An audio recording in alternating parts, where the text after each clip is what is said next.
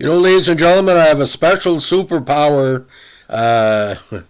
70s Sabres fan did a cartoon of me as a Montreal Canadian, fighter with the torch and all that, but that's not my superpower.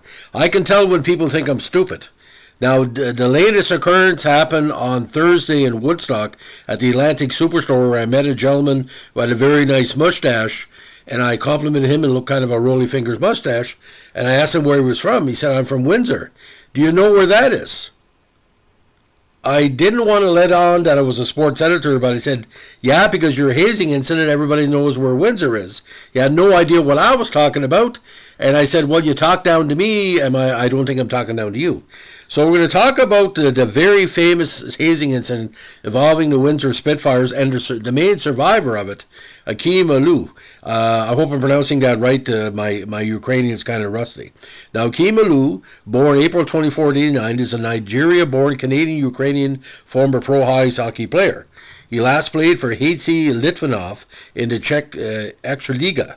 Aliu was a second-round selection of the Blackhawks, 56 overall, the 2007 NHL entry draft, and has played for numerous AHL teams in both the Blackhawks and Thrashers Winnipeg Jets organizations before a trade to the Flames. He made his NHL debut late in the 2012 season, April 5th. Now, born in Orkney, Nigeria, he grew up in Kyiv, Ukraine. His father, Thai and Nigerian, attended university in Kyiv on a track and field scholarship, where he met Aliu's mother, Larissa, who was a Ukrainian. He has a brother, Edward. Aliu considers himself Ukrainian-Canadian and attests that he and his family have, according to Ukrainian culture, they lived their life, and that he would have played for the Ukrainian national hockey team if asked. Aliu speaks Ukrainian to his family. Uncomfortable with the political climate following the demise of the Soviet Union, his parents moved the family to Canada when he was 7 and eventually settled in the Toronto area. The family initially struggled while Thai studied to become a computer programmer. 6'4", 225, Nigerian nightmare for sure. Arriving in Canada again. He spoke fluent Ukrainian in Russia, but no English and never played hockey before. His first pair of skates were purchased as a garage sale, and he began playing in a house league in the Toronto neighborhood of Parkdale.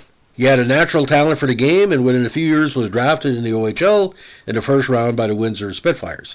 Now, this is where the trouble started. Early in the 2006 OHL season, his first in the association, he was involved in an incident with Steve Downey during practice after the latter player cross-checked him in the face, knocking out 7 teeth. After leaving for treatment, he returned to the ice and fought Downey. The incident stemmed primarily from Aliu's refusal to participate in a hazing ritual that would have forced him and the other rookies to stand naked in a cramped bus washroom. The fight and the reasons for it became international news and strained the relationship with Aliu and his teammates. As a result, Downey was suspended for 5 games. Aliu for 1 game, and both players demanded trades out of Windsor. Now, Mo Mather Jr. was given a 40-game ban from coaching by the league for the incidents, and also suspended for 1 year as the team's GM. The squad was also fined $35,000. Eventually, in 2020, he revealed more details about his time with the Spitfires, including that he believed Downey had taken a particular interest in treating him abusively in this and previous incidents because of his different racial and ethnic background. Now, hazing has been a major problem for Junior A and major junior teams across Canada. It's not going away, but Mo Mather Jr. should have knew better. But I give it an example. When I was in high school, certain sports teams in high school would do a ball shaving ritual that was basically a lot more than hazing, was sexual abuse. Now, at least with this, it became public. Now, the Spitfires eventually traded him to the Sudbury Wolves following the incident, where he was forced to sit out 5 months due to OHL rules that forbade trading 16-year-olds. He appeared in a total of 47 games that year, with 10 goals and 10 helpers. He also remained a controversial figure in his OHL, serving 10 games and suspensions early in 2007, but was ranked as the 5th best prospect for the 2007 NHL entry draft. Now, He missed the final 2 games in the regular season for disciplinary reason, but returned to play 21 games in the playoffs as the Wolves reached the finals, losing to the Plymouth Whalers. Now, he eventually carried a reputation as a difficult player to manage into the draft, and despite his early rating, fell to the second round, where the Chicago Blackhawks selected him 56 overall. Following the draft, Aliu swore they would make teams regret not picking him earlier. He remained in junior for the 2008 season, but with a new team, he was traded to the London Knights. It was his best junior season, as he had 61 points in 80 games, and then played his first pro games, joined Chicago's AHL affiliate, the Rockford IceHogs, for 2 contests once his junior season was over. Now, he again returned to junior for 2009, but was traded back to Sudbury midway through the season and recorded 42 points in 45 games. Now, he signed his first pro contract the day before my birthday on August 25th, 2008, a 3-year deal with the Blackhawks. In addition to his 2 games with Rockford, he entered the 2008 campaign. He joined Rockford for 5 games at the end of the 2009 season, scoring his first 2 professional goals. Now, he eventually joined the team full-time in 2010 and scored 11 goals and 6 assists in 48 games, but was demoted to the ECHL's Toledo Walleye late in the year. Following the season, his playing rights were traded to the Thrashers. On June 23, 2010, he was included in the deal that also saw Dustin Bufflin, Ben Eager, and Brent Sopel head to Atlanta in exchange for Marty Reisler, Joey Crabb, Jeremy Morrow, and 2 draft picks.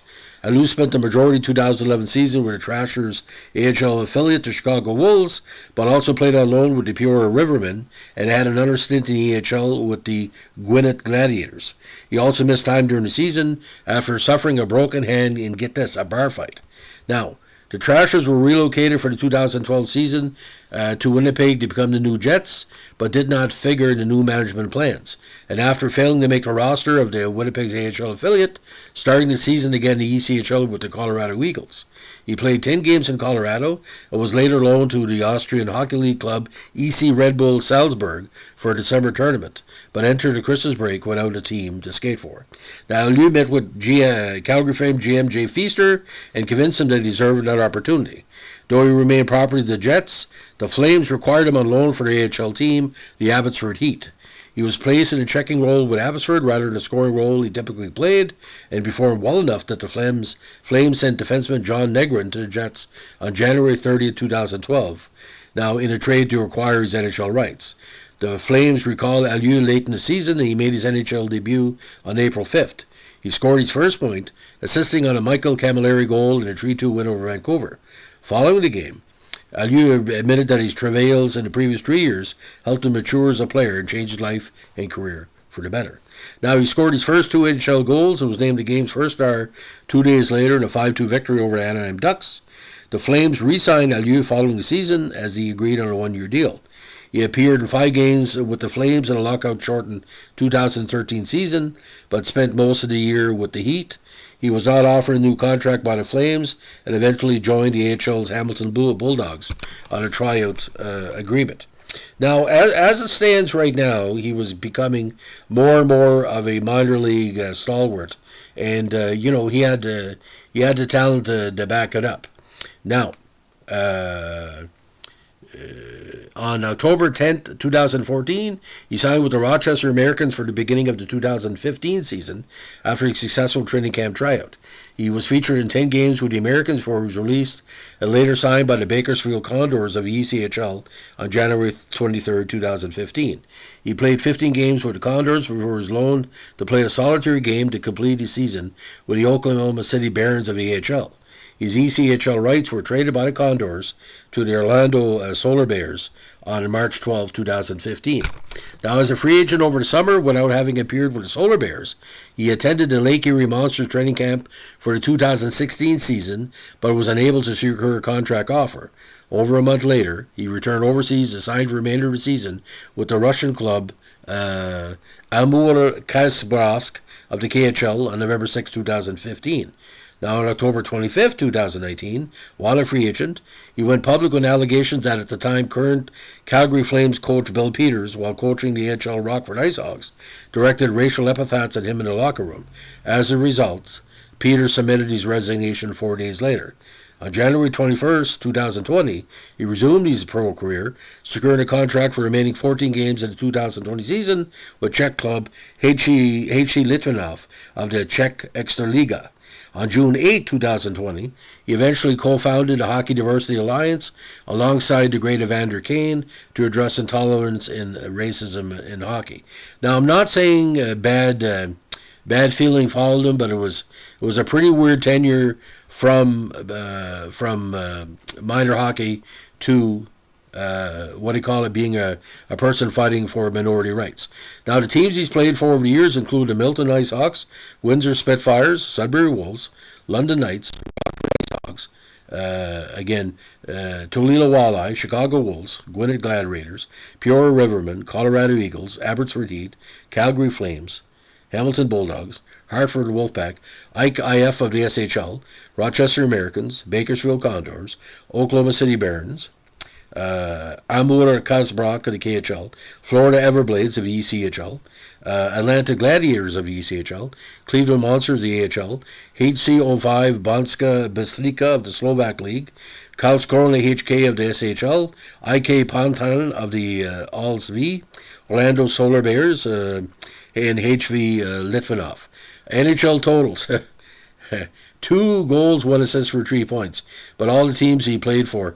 And for many, he felt his best time was with the Abbotsford Heat, although in the ECHL he was putting in some consistent numbers. Now, that gentleman had no intention to, when I talked to him, he knew I was a podcaster and I would do something on this player. But I can tell you, ladies and gentlemen, what other people don't know about the Windsor situation with the Spitfires, he should have lost the whole franchise because he was only 16 years old. He was an underage player, pretty much, and he was being it was an attempt at bullying, which is worse than bullying itself. So Montreal Canadiens had done that before in the 60s, the shaving rituals and all that. I don't know where the masochistic aspect of that is condoned, but we're finally seeing in 2022 the negativity that he went through. Not say it's lessened, but it's being made more aware. And let me tell you something. Big guy, rugged guy, good power forward, kind of a half protector. I don't know why anybody would think he was stupid. Just like that guy in Woodstock the other day, he wasn't stupid. I'm not stupid. But the fans that condone that stuff in Windsor, they're the stupid ones. So this guy's father or cousin or uncle or whatever are part of the problem. And maybe he thought I was stupid being from New Brunswick, because people in Ontario sometimes think New Brunswick is stupid because of their political affiliations. There is nobody stupid, ladies and gentlemen, anymore. We have the internet, we have Google, we have Wikipedia. So if this is the first time you're hearing about Windsor and that the Downey incident we're calling, get informed, because I am not a person of color. I'm an Aboriginal person, but members of my family, my great-grandfather's second wife was black. Okay, so technically that's a culture I'm a part of, true marriage. Okay, so if you're Windsor and you think I'm stupid, please let me know. You'll be banned from the channel. But if you're Windsor and think I'm smart and you like the channel, let me know, and maybe we'll track down that guy and have him listen to this podcast and say, don't think Jeffrey's ever stupid again. Thanks for listening. Bye.